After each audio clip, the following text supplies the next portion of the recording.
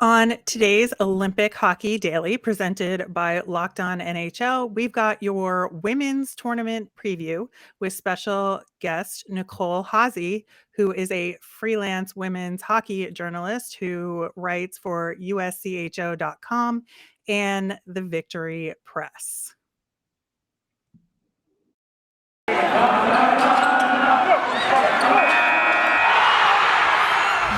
Locked On NHL, your daily podcast on the National Hockey League. Part of the Locked On Podcast Network, your team every day.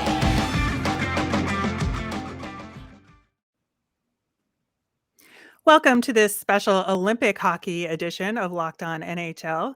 I'm Rachel Donner from Locked On Flyers. I'm on Twitter at @rmiriam. I'm here with Ann Kimmel of Locked On Predators. And where can people find you, Ann?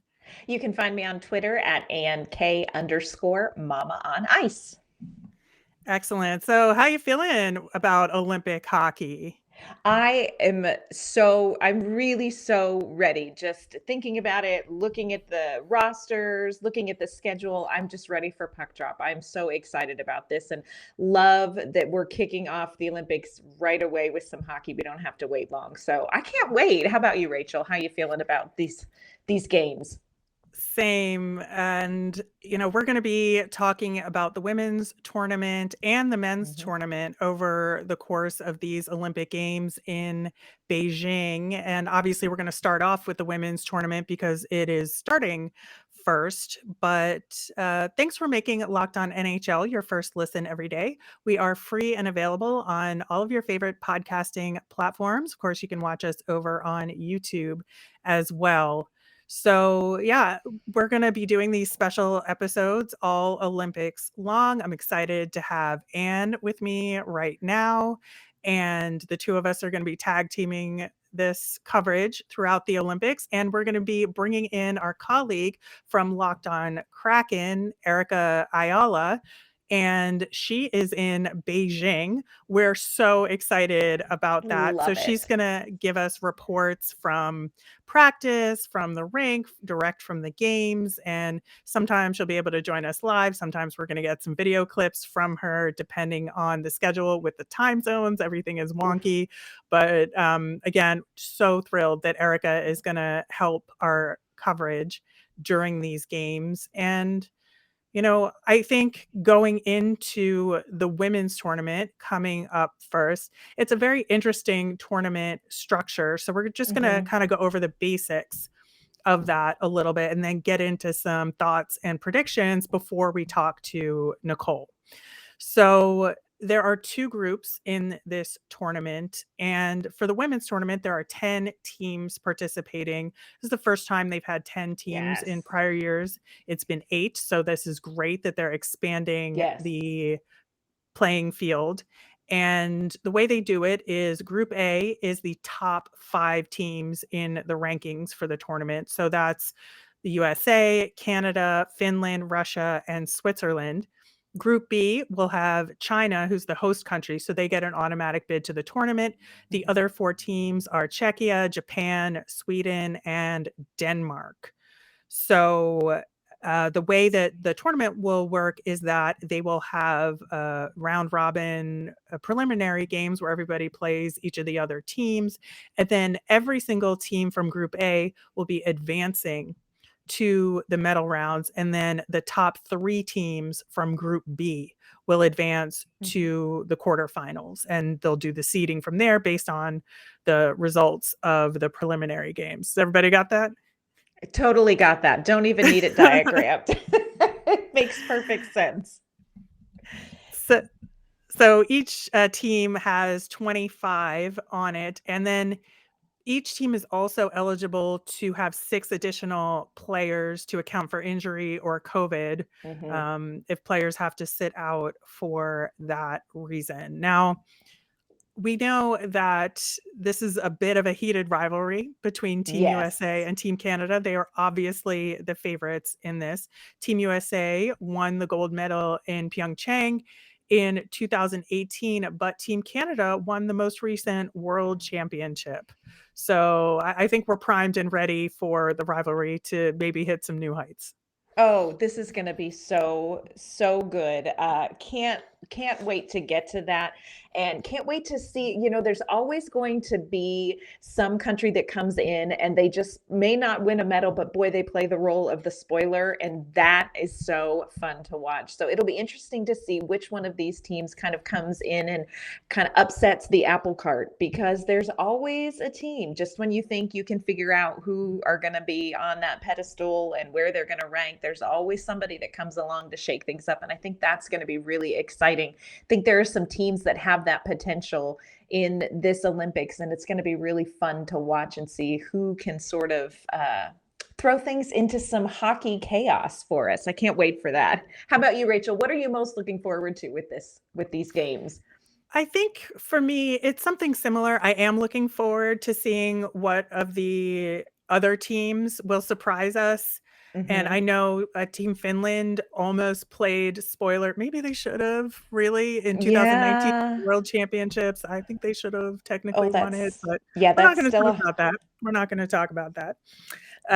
Of course, Team USA officially won that World Championship. And I think that I'm just looking for who's going to gain the momentum here and who's going to have confidence early versus who kind of builds their way through the tournament, because I think that's a little bit of a predictor in the Olympic tournament. It has been in the World Championship as well on the women's side. And I am looking to see, who might be the up and coming countries, but then I'm absolutely a homer and I want Team USA to get the gold medal.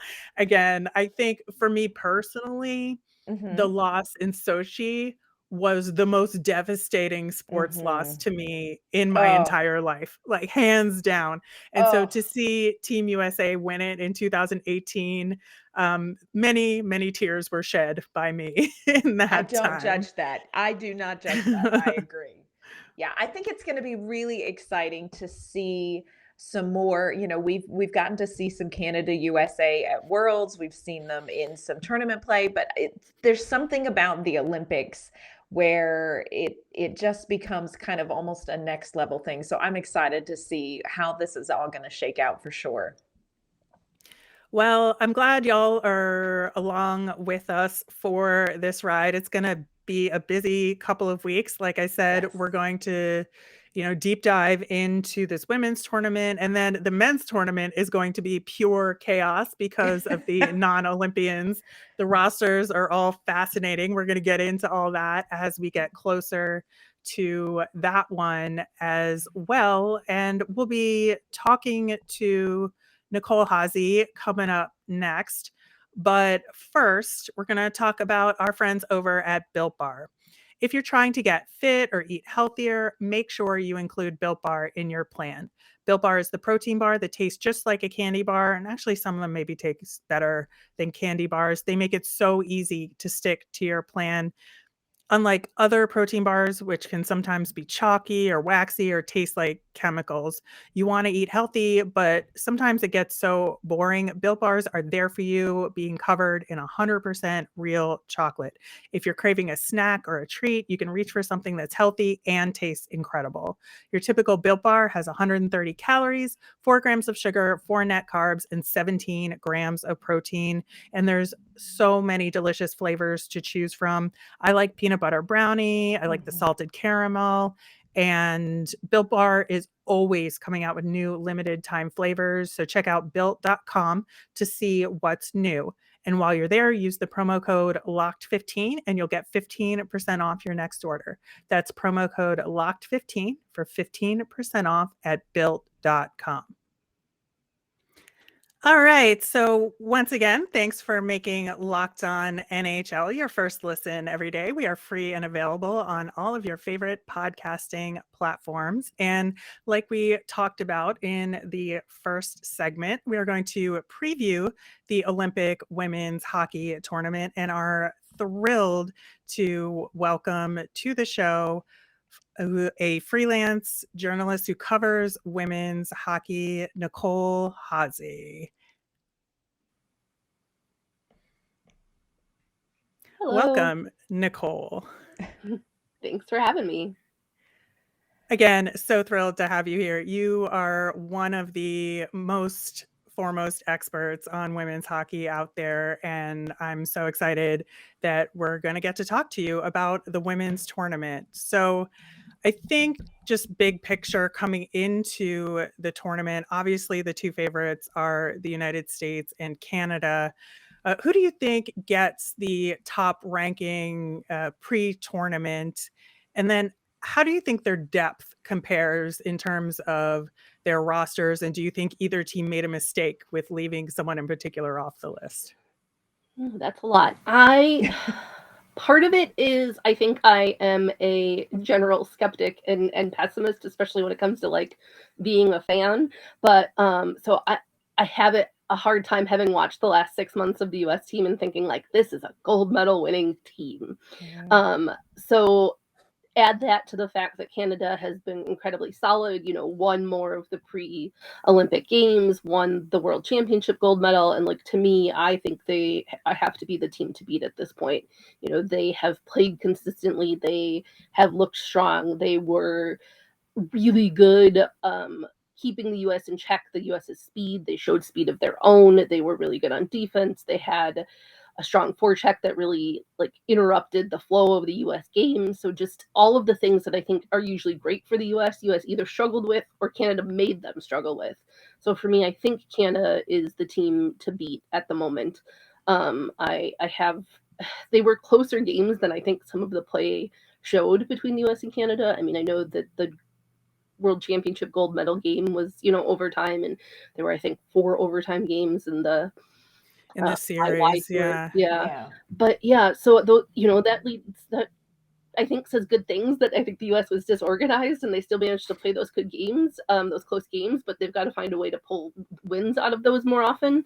But yeah, I just think, I don't know if it's depth. I mean, they're both incredibly deep teams, and I always find a little bit of the conversation of who gets left off the squads a little silly. Like it's good chatter and I get it, but also like, who are you taking off one of these squads? Like you could fair point. Yep. prefer to have one of these other players, but like at this point we're talking about like a fourth liner, when you're like sort of quibbling over who should be there or not, right?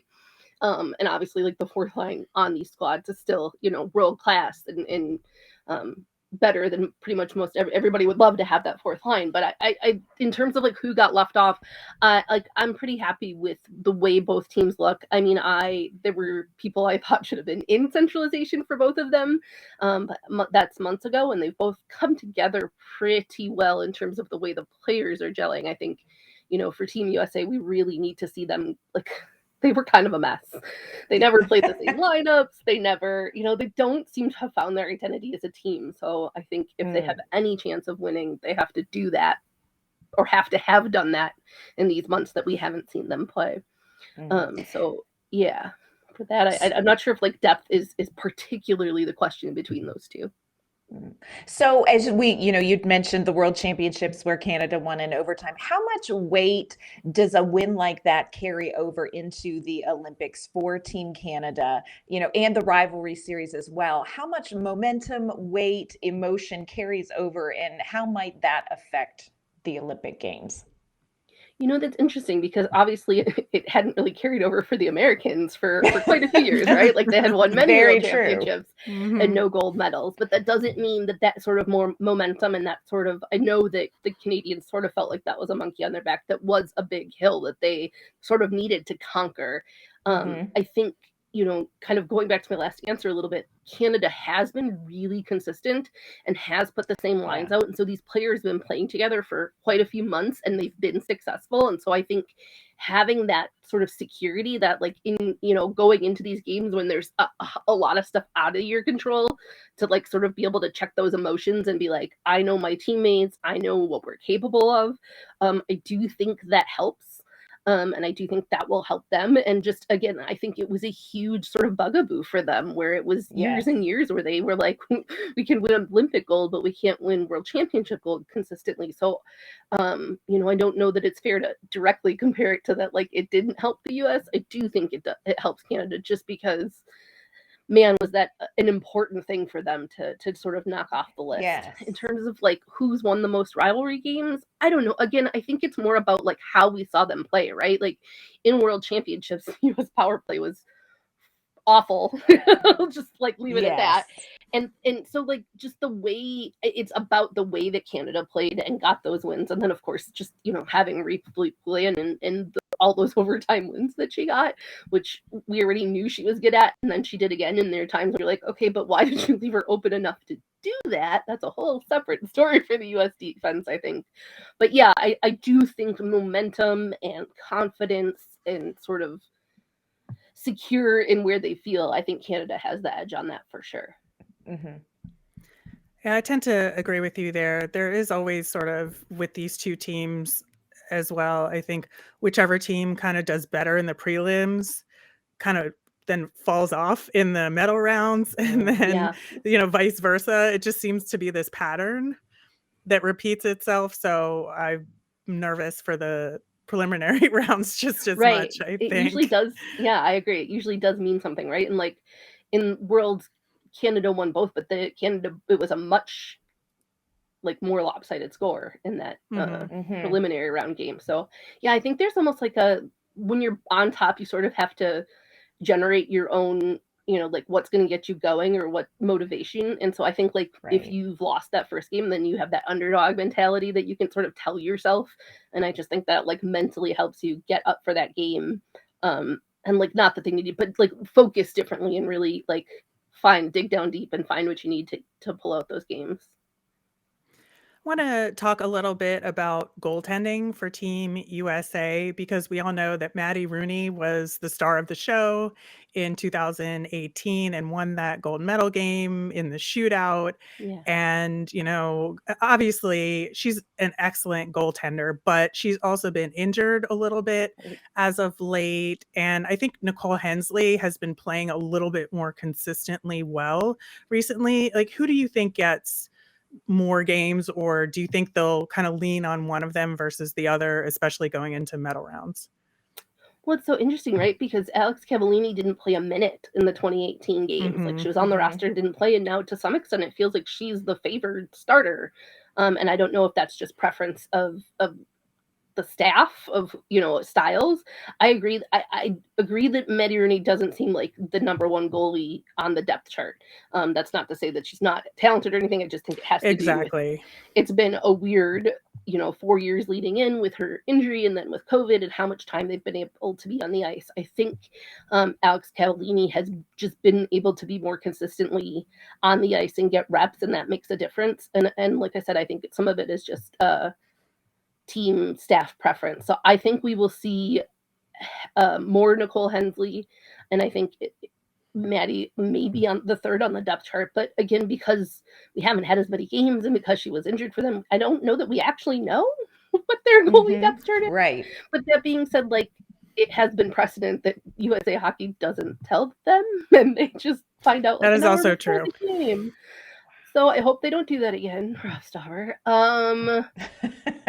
Yeah, I guess I don't actually have a great answer to that question. I think that it's going to be a mix. I don't know that they're going to go with one goalie, and it might be about how teams match up. But yeah, I actually think Alex Cavallini has sort of been their number one.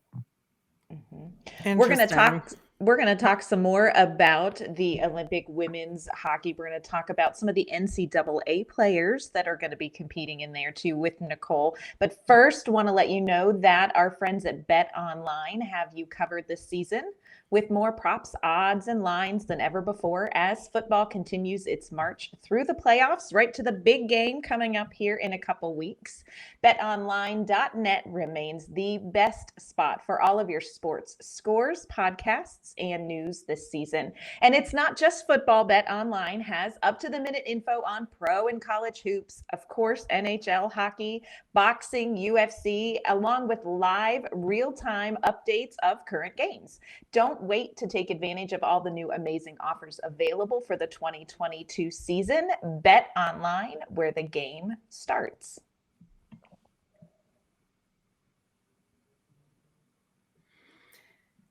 So one of the more controversial games, I would say, in recent women's hockey history was the 2019 World Championship game between Team USA and Finland.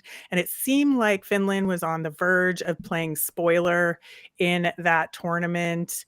And I know, they made a controversial decision to leave Nora Ratu, elite goaltender, off their roster for these games, but they still do have some offensive firepower. I think their defense is a little bit on the weaker side with them, but could Finland or even a team like Switzerland play spoiler here for either USA or Canada? I think both those two teams could play spoiler, and I think my dark horse candidate is Czechia.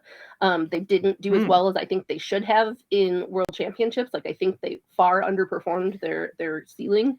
They're a younger team that's sort of newer on the world stage in terms of sort of being in contention, and so they may still be a few years away, I think, from really pushing for it, but also they have a huge ceiling. So they're sort of the team that I've been telling everybody to watch, especially because they aren't playing against like US or Canada. You're going to have to make a choice to go watch them, but I think people will be surprised if they do it. Switzerland, when they won bronze 8 years ago, they did it on the back of Florence Schelling's goaltending, and they once again have very good goaltending with Andrea Brandley, and so I think they definitely are a contender. They also obviously have Alina Mueller up front, who is a literal game changer all on her own. And they've got, people around her. Like, it used to be that Laura Stalder was sort of their offensive firepower, and it's not that she's not anymore. It's just that, like, Alina is, younger and flashier. So now they have these sort of more veteran players behind her, and have a little bit more depth. So I definitely think Switzerland has that opportunity, especially Brandley just really seems to step up in those big games, right? Like, she'll sort of be okay in decent games, and then when it's US or Canada, she just seems to find this other level. She really thrives like that. And in college, she's done the same thing. When she plays for Ohio State. When she plays Wisconsin, when she plays Minnesota, then suddenly she is even more of a brick wall than we've seen her be. I think she had something like 90 saves in 2 games against Wisconsin. Wow. Like the final weekend of the regular season to keep Wisconsin from winning the regular season title that year. Like, it was, sort of this big point of pride for Ohio State to keep Wisconsin away from that. And so, yeah, she is a game changer, and she just really thrives in those sorts of situations and has been on the national stage a bit more now. And so I think is even more comfortable, and that makes a difference as well. She just had, for people who are just watching international, it was sort of like her coming out at Worlds, and so I think it'll be interesting to see how she performs here. Finland was great in 2019, and then not as good in the past Worlds in August, and so it'll just be, I really like Pasi Mustonen, their coach. Like, when I have met him and spoken to him, like especially among some of the international coaches, like he seems to really care about the women's game, really wants to push his federation to support his team. So like all this stuff with Nora, and just sort of like, what is this? Like, I want to kind of have to bite my tongue, but it's all kind of some silly nonsense and distractions they don't really need. So yeah, the explanations were pretty flimsy, but I think they're maybe ready to just move on with a new generation of their program, which might not be the smartest, but like Miri Räisänen and their goaltending staff is pretty good. And they also have Jenny Hirakoski on defense. Like, I know you mentioned their defense. Like, Jenny is the gold standard for defense in women's hockey, and now they have Nelly Leitinen, who people are saying is the next Jenny Hirakoski. Interesting. She's just committed to Minnesota. So she's a younger player and will be coming to play in the NCAA. So I think that's something to keep an eye on. I think, still they are not the offensive threat. They're going to try and stop people and then maybe steal a goal or two. And that would be the way that Finland's going to win it. So yeah, it'll be interesting. There's no other team that I think can match the US and Canada for offensive firepower. They're not going to go out there and overscore, score more than either of those teams. But yeah, I think all 3 of those teams should be fun to watch and definitely have the opportunity and have the ability and the talent to surprise some people if they're, like I'm a little scared the US has Finland right out of the gate. Like, if they aren't sharp, same out, very much at all, it's going to be a problem. So yeah, they don't get to ease into it at all. No, they're jumping right into the fire when they get there. Yeah. So let's talk about the NCAA players that are on the US-Canada roster. Kind of how do you think they're shaping that roster? And also for the international players that are playing in the NCAA, how do you think that's going to long-term affect sort of the international competition and the level of competition when we've got these players playing in the NCAA? Yeah, sure. So just so for your listeners that might not be familiar, I cover women's college hockey. I'm the women's the only one women's writer at USCHO. So I'm sort of the only reporter that does like isn't team specific. I cover all women's college hockey. So that's sort of where my expertise lies. What that is important is that 45 of the 46 women that play in US and Canada played in the or currently play in the NCAA. And then overall about 45% of the women on these 10 rosters currently or have played in the NCAA. So at this point, I mean, in 2017 when I was covering Worlds, I wrote an article in Sports Illustrated about how the NCAA is the biggest development tool for women's international hockey, and that has only grown. You know, there are, I think, 12 Minnesota Duluth alums, 10 Minnesota, 10 Wisconsin, but there's, 31 universities, Vermont and New Hampshire and all kinds of RPI. So it's not just sort of these like big names hockey schools anymore. So in terms of like US and Canada, like I said, because there isn't youth development for girls sort of in either program, like Hillary Knight, U18s didn't exist when Hillary Knight was 18. Like that's how new the U18 It's so hard to think about it that way, but it's true. Yeah. I mean, I watched Hillary play in college. I am in Wisconsin, so I cover everyone, but I often go to Madison to watch games. That's how I get to see Minnesota. I get to watch a lot of the top teams in the country that way. But yeah, so like it just makes me feel because like I know in the scheme of things, Hillary is an older hockey player, but I'm like she's a baby. So yeah, I'm just like it's crazy to me, where like Marie-Philippe Lamb played in the first U18 international tournament. Like this people are talking about like, oh, U18 women are because they canceled the tournament, like, oh, it's boring, or like they don't draw anybody, and it's like it's brand new, like it's like a sixth grader, like it's so crazy that program is so new. But anyway, because there is no development of girls or teens really leading up into that program, I think you find that the NCAA is essentially the de facto development program, and I think other international players are seeing that and looking at that. And Sweden has a great league, Russia has a great league for professional, but like the opportunities are still pretty small. And so for a somewhere between 16 and 20-year-old woman that lives in Europe, in Asia, that wants to consistently play high level talent, coming to the US and playing in the NCAA is a huge opportunity. Like they know they're going to get 20 games a year. They know they're going to be supported by the university. They know they're going to have workouts in season and off season. Like it's about as consistent a support as they can hope for. And even like countries like Finland and Switzerland and Sweden aren't providing that to their even senior level women year in and year out.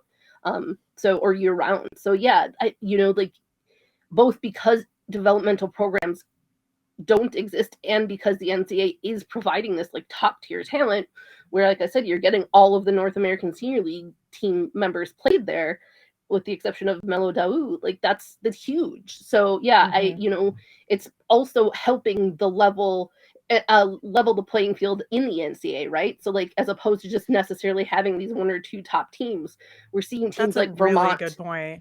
upset Northeastern, which they did last week, even without their, I think they have 3 or 4 Olympians. So a large contingent of Czech players have come and played over here. We're seeing like there's players from Switzerland and Sweden. Sweden's sort of young phenom Josephine Bouveng also just she decommitted from Princeton and committed to Minnesota. So that's another huge get for them. Spicy. So yeah, we're just seeing more and more of those players come. And so it helps internationally and it helps here too. So yeah, it's pretty cool. And that's sort of like my pitch to say, if you live somewhere that has women's collegiate hockey, like you should go watch Northeastern, Boston College, those sorts of, they don't even charge admission. You don't need a ticket. You just show up for the game. I think Minnesota and Wisconsin charge in the like $8 to $10 a ticket range, but like a season ticket to Wisconsin, I believe, is $75 or $80. Wow. And that they're the 2-time defending national champions. They were number one for much of this year. Like the WCHA has 4 teams in the top 5 and another team receiving votes in the top 10. So yeah, go watch women's college hockey. And if you have D3, like those are also really good teams and also I was don't gonna often charge say, admission. yeah, There's like D3 is D3 sleeper. teams. Yeah. So it is not like it's necessarily lower level talent. It's not like, oh, these are like, girls that couldn't play D1. That's not necessarily true. These are girls that wanted to stay closer home, that didn't want to give up their whole collegiate life to hockey, because a whole separate conversation about what you can do after you graduate from college. Right. Right. So, like people should be watching women's college hockey. I have noticed in the pros and in the international games, people are sort of like, look at this player I discovered. And I want to be like, she didn't spring from the Cabbage Patch. She just spent multiple years playing college hockey, and you should already know who she was, So yeah, if you are into the international game and if you're into women's pro hockey, then you should be paying attention to the college game, because it is incredibly inexpensive, pretty easy to access right now. All of Hockey East is available on a free stream. All of the ECAC is on ESPN Plus, so it's all of like $6 a month. And all of WCHA is on Big Ten, and they did it for like $50 for the year. So it's a little more expensive, but compared to what we've had in the past for streams, women's D1 hockey this year was really inexpensively accessible. So sorry for that tangent, but please watch women's college hockey. It's great. Really good. So our last question for you. You did mention a few people when you were talking about Czechia and Finland and Sweden, but are there any first-time Olympians that you think people should especially keep an eye out on? Because I know like the big names, we all know who they are, but I think there's some newcomers that are really strong as well. Yeah, absolutely. Well, just quickly on USA and Canada, there's quite a few newcomers. And the cool thing is that some of them are collegians and some of them are somewhat veterans that are just finally getting their first chance with the senior national team. So that's pretty cool and should be fun to watch. On Canada, everybody's talking about Sarah Fillier, and I think, she's sort of like the person that I think will take over for Poulan in the next few years. Not that I think Poulan's going anywhere, but she's dynamic. She's got great vision on the ice. She's working really well with her line mates. She's got a great shot. On Team USA, Caroline Harvey is not yet enrolled in college. Like she was supposed to be. She's my fave. I love her. Yeah. And so we're talking about like someone that hasn't even experienced the collegiate level that made the senior national team. So just imagine what that means about, sort of her hockey knowledge and how she plays and how calm she is. And, she just has to be like, you have to know that like she didn't necessarily gain those skills in high school, right? Like knowing what we know about high school, like she has sort of a lot of the innate stuff, that unteachable stuff that I think is really important. So I'm really excited to see her do well. Let's see. Sorry, I had to switch laptops for this, and now I don't have my notes in front of me. I mentioned Nelly Leitinen for Finland. People are saying she's the next Hirakoski, just that she's a great, solid D, a young player that really is going to like be a difference maker for them. And then I like I said, Czechia is my Czechia is my team to watch. Like there's just a lot of really fun, young, interesting players there. And I think because they don't have the expectations and because they are sort of like the new kids on the block, it gives them this freedom. Like they play with a really interesting sort of free style, and can be really creative with the puck. And that makes them a lot of fun. And they have some players that have played multiple world championships and were like playing in world championships for them when they were like 15, 16 years old, and now are finally getting their Olympic chance. And so I think that's going to be really fun to watch, because they are rookies, but not, if that makes sense. And so I'm really excited to sort of see what they can do.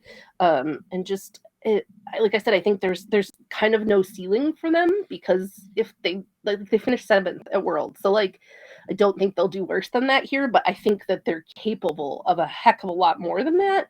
And so I think that's going to be fun. And their Pezlarova, their goalie, sort of had a breakout as well at Worlds and really was like kind of made an amazing debut there. So I think she's going to be great.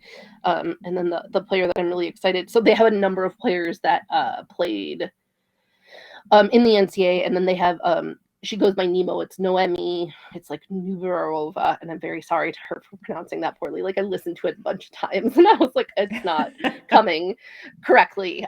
I'm absolutely missing the nuance of that. But she's a big, strong player. She plays at Colgate. Colgate plays almost like systemless hockey. They're very proud of their like we play free.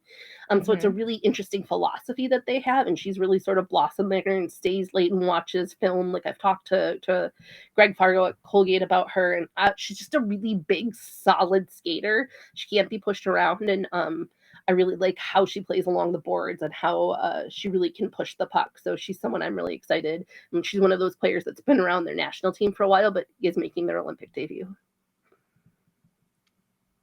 Amazing. Those are all really good options on all the different teams. Yeah, I'm very excited for the new talent and like the younger players to kind of move up the ranks and maybe make a name for themselves during these Olympics. It should be a lot of fun to watch. Nicole, this has been incredible. Perfect preview for our listeners, our viewers on YouTube. And I don't know how excited you are for this tournament, but I cannot wait. Yeah, I'm very excited. As it's about as like optimal as much of a time difference as there is. Like the late night and early morning aren't so bad. We won't be 3 a.m. watching these. So yeah, I'm pretty excited. I have I've had all the games in my calendar for a while and made sure I don't have any articles due on those days, and I'll definitely be enjoying the group watch on Twitter. So it should be a lot of fun. All right. Once again, thank you, Nicole, for joining us on today's show. Thanks for having me. All right. So that will do it for today's show and the preview. Thank you so much for listening. We'll be back on tomorrow's show with a quick check-in with our very own Erica Ayala. She's checking in from Beijing, giving us all the dirt from Team USA's practice. So maybe we'll know who the goaltender is at that point. Fingers crossed. You made us your first listen today. Now make your next listen Locked On Bets. It's your daily one-stop shop for all your gambling needs. Locked On Bets, hosted by your boy Q, with expert analysis and insight from Lee Sterling.